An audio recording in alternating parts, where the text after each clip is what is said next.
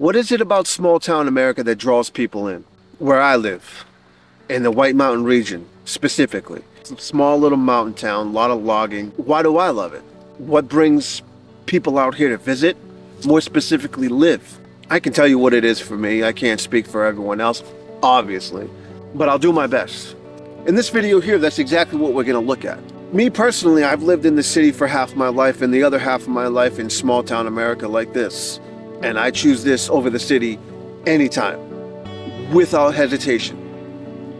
No questions asked. So that's what we're gonna do. We're gonna dive deep today and figure out the reasons behind why people are drawn to small town living. And I guess maybe not so much focused on why people visit small town America, but why people live in small town America. I mean, one of the reasons is right behind me, you know?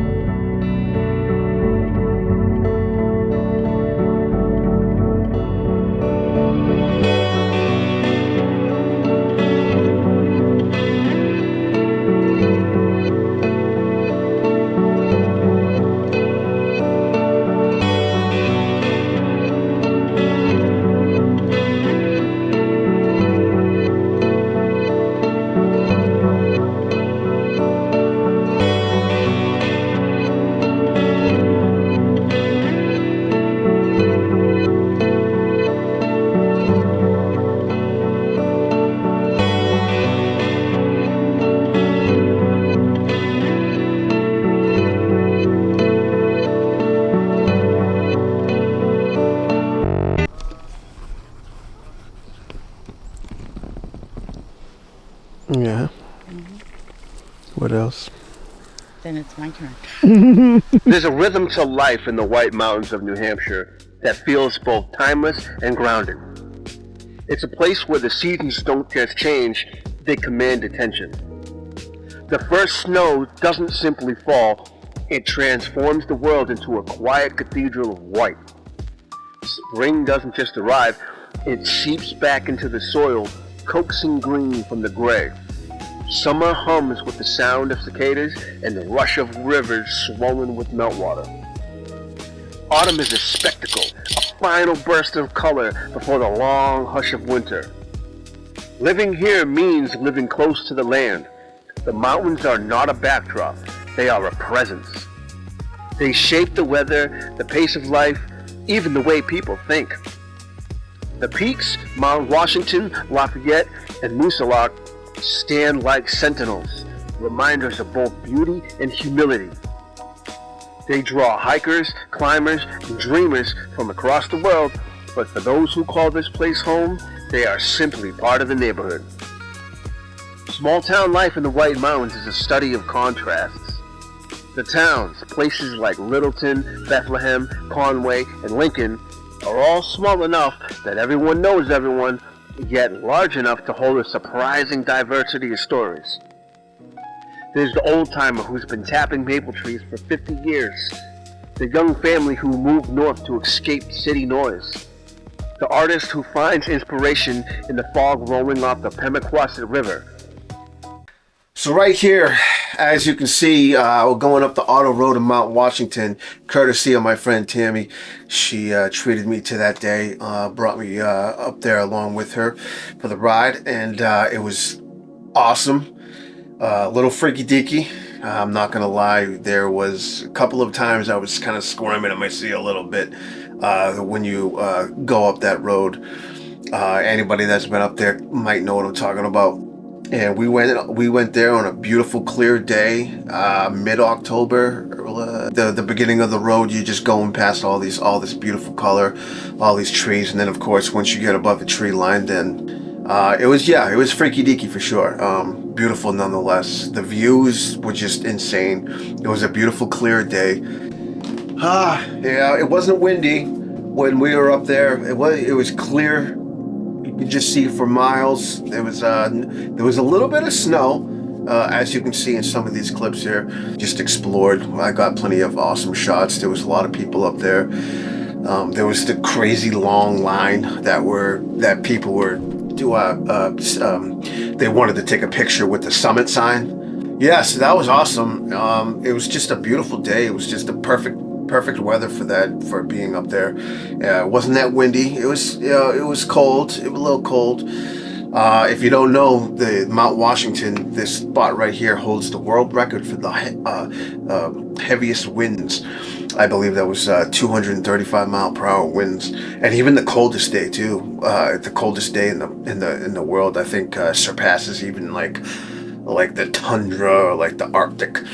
The smell of burnt brakes were going down. I think she had just got brand new brakes on her vehicle, but like there was like this smell in the air.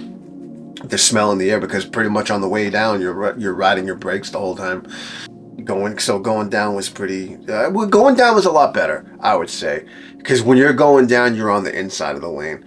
Going up, when you're on the outside of the lane, is a little freaky deaky, but nonetheless, it was just absolutely beautiful.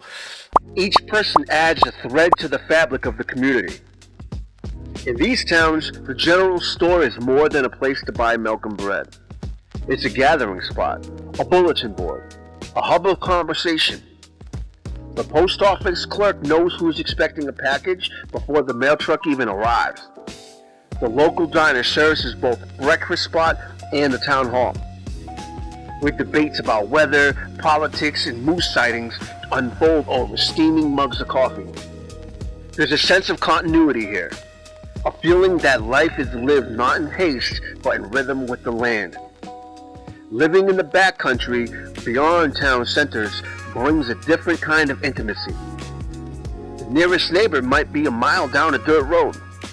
Nights are dark, truly dark, and the stars spill across the sky in a way that city dwellers rarely see.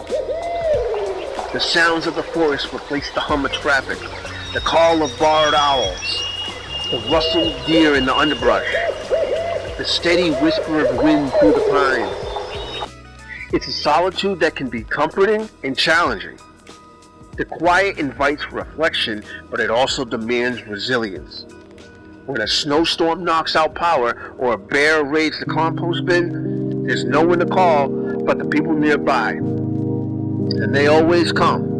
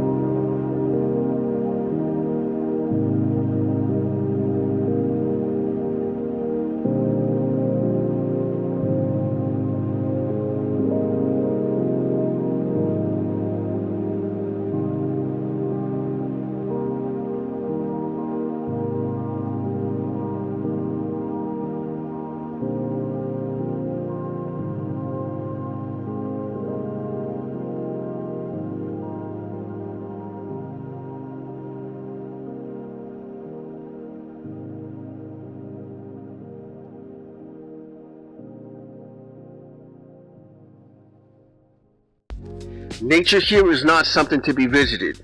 It's something to be lived with. The rivers flood, the roads freeze, the black flies bite, but the rewards are immense. There's the satisfaction of splitting wood for winter heat, the joy of spotting the first lupines in June, the peace of watching fog lift off a mountain lake at dawn. The land teaches patience, respect, and gratitude. Small town America in the White Mountains is not immune to change. Young people leave for cities, jobs come and go with the seasons, and tourism brings both opportunity and strain. Yet there's a resilience that runs deep.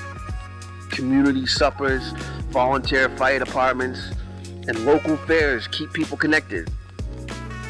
When someone's barn burns down or a family falls on hard times, the town rallies. It's not a charity, it's simply what people do. There's also a quiet pride in self-sufficiency. Many residents grow their own food, heat with wood, and fix what's broken rather than replace it. It's not nostalgia, it's practicality. The mountains demand a certain toughness, but they also reward it with a sense of belonging that's hard to find elsewhere. To live in the White Mountains is to live with awareness of weather, of neighbors, of one small place in a vast landscape. It's a life that values simplicity over speed, connection over convenience. It's not always easy, but it's deeply real. In the end, the White Mountains remind those who live there of something essential, that beauty and hardship often share the same ground. That community is built not on perfection, but on persistence, and that sometimes the richest life found far from the noise is in the quiet heart of the backcountry. All right, you guys, today is Sunday, October 19th, and we're taking a trip down to southern New Hampshire to experience the second peak fall. I love it, man. That's so cool. I'm gonna go explore some of the old spots, try to get as much in as we can for a single day of, and then by sunset, hopefully go catch something, you know what I mean? The adventure lure out. No, whatever, dude. They have cats up there. I ended up getting a couple of cool, postcards, 3 postcards, sunset postcards, of course, with cats, of course.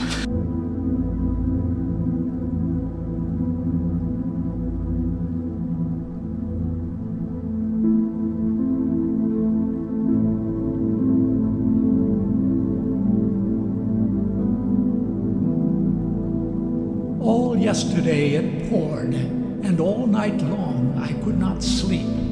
The rain unceasing beat upon the shingled roof like a weird song, upon the grass like running children's feet, and down the mountains by the dark cloud kissed, like a strange shape in filmy veiling dressed, slid slowly, silently, the wraith-like mist, and nestled soft against the earth's wet breast.